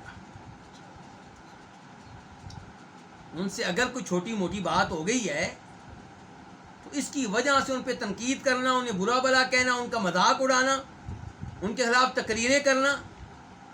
کیا آپ نے کبھی اپنے والد کے خلاف جمعہ پڑھایا؟ آپ نے کبھی جمعہ پڑھایا نا اپنے والد و والدہ کے خلاف کہ میرے ابا جی یہ بھی غلط کرتے ہیں، میری امی یہ بھی غلط کرتی ہے؟ یہ عجیب و غریب بات ہے. صحابہ کرام کے خلاف گفتگو کرنا فیشن بن چکا ہے. اللہ سے پناہ مانگنی چاہیے. صحابہ کرام مقدس ہستیاں ہیں. تو یہاں پہ جناب عثمان نے 4 رکعتیں پڑھائی ہیں. کیوں پڑھائی؟ اس کے کئی اسباب علماء کرام نے بتائے ہیں، اور ان میں سے سب سے بہتر سبب جو لگتا ہے وہ یہ کہ جناب عثمان یہ پیغام دینا چاہتے تھے ان لوگوں کو جو دنیا کے کونے کونے سے حج کے لیے آتے تھے، کیونکہ جناب عثمان کے زمانے میں فتوحات بہت دور تک پھیل چکی تھیں. لوگ دور دور سے، روس کی ریاستوں سے، آرمینیا، آذربائیجان، ادھر اسلام پہنچ رہا تھا. افغانستان، ایران، عراق، یہ سب علاقے مسلمان مملکت کا حصہ بن چکے تھے. ادھر افریقہ تک اسلام پہنچ رہا تھا. تو وہاں سے لوگ آتے تھے حج کے لیے. جناب عثمان پیغام دینا چاہتے تھے کہ زور کی اصل نماز کتنی ہے؟ 4 رکھتے ہیں. جو کم پڑھے لکھے لوگ ہیں وہ کہیں یہ نہ سمجھ لیں کہ زور کی نماز ہے ہی 2 رکھتے ہیں. تو بہرحال جناب عثمان کی سوچ اچھی ہوگی، لیکن نبی علیہ السلام کی حدیث پہ عمل کرنا اسی میں کیا ہے؟ زیادہ بہتری، زیادہ خیر ہے.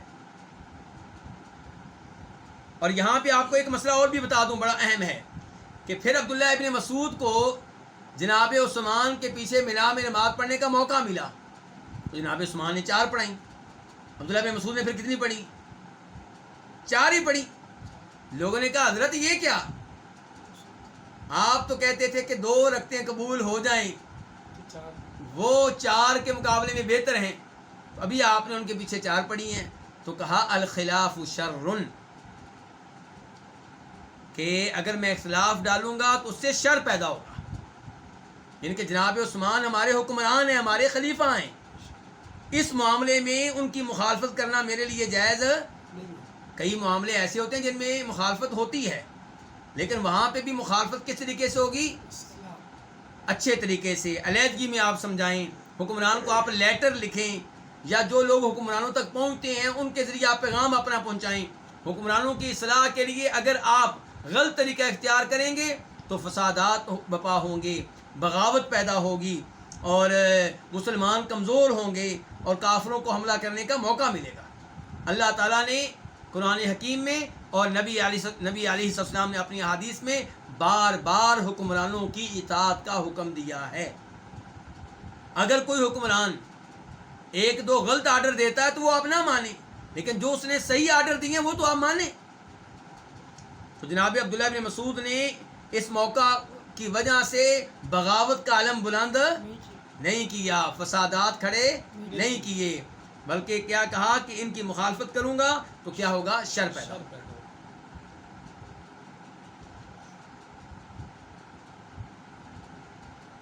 اچھا، لیکن یہاں پہ یہ ہے کہ اگر حکمران آپ سے کہے داڑھی مونڈ دیں تو آپ کیا کریں گے؟ آپ داڑھی نہیں مونڈیں گے، حکمران کی بات آپ نہیں مانیں گے، لیکن اس کی وجہ سے بغاوت کا علم بھی بلند نہیں کریں گے. البتہ حکمران کو سمجھانے کی کوشش کریں گے براہ راست، اگر علیحدگی میں اس سے مل سکیں، یا ان لوگوں کے ذریعے جو بادشاہ سے، جو وزیر اعظم سے، جو صدر سے ملتے ہیں. اس کے بعد باب نمبر 4، باب التطوع فی السفری، سفر میں نفل نماز پڑھنا. سفر میں نفل نماز پڑھنا. حدیث نمبر 586 قاف.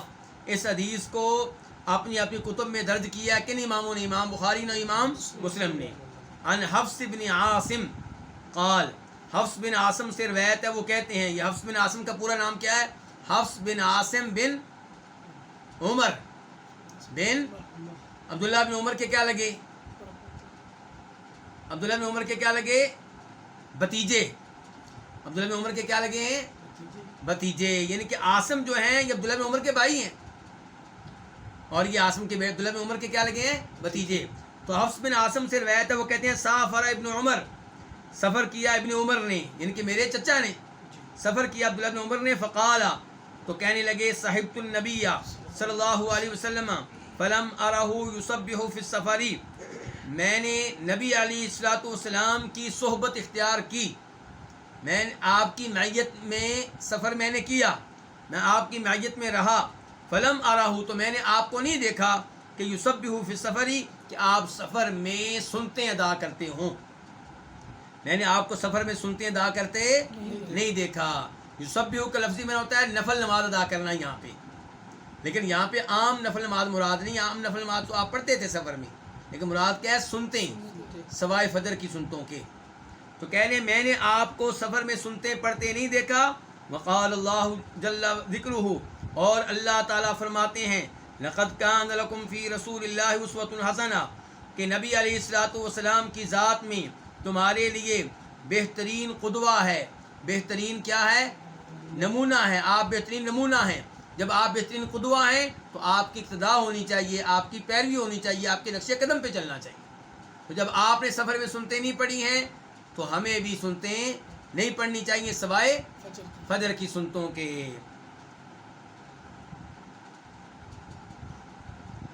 آپ کا چونکہ ٹائم ختم ہو رہا ہے، اور پچھلے درس میں بھی میں نے آپ کے 2-3 منٹ لے لیے تھے، تو اب میں آپ کے مزید ٹائم نہیں لینا چاہتا۔ اللہ آپ کو جزائے خیر دیں کہ آپ اپنا قیمتی ٹائم دیتے ہیں، اور اللہ تعالیٰ سے میں دعا کرتا ہوں اللہ آپ کے وقت میں برکتیں ڈالے، آپ کی اولاد میں برکتیں ڈالے، آپ کے رزق میں برکتیں ڈالے۔ جو پریشان ہیں بھائی ان کی پریشانیاں دور فرمائے، جن پہ قرضہ ہے اللہ تعالیٰ ان کی مدد کرے کہ وہ اپنا قرضہ اتار سکیں، جن کے بچوں کی شادیوں کے مسائل ہیں اللہ تعالیٰ ان کی بھی مدد فرمائے، جن کی جاب کے مسائل ہیں اللہ تعالیٰ ان کے بھی مسائل حل فرمائے، اور اللہ تعالیٰ احادیث کی محبت ہمارے دلوں میں داخل کرے، اللہ تعالیٰ صحابہ کرام کی محبت ہمارے دلوں میں داخل کرے، اللہ تعالیٰ ہمیں مرتے دم تک دین کا علم لینے کی توفیق دے۔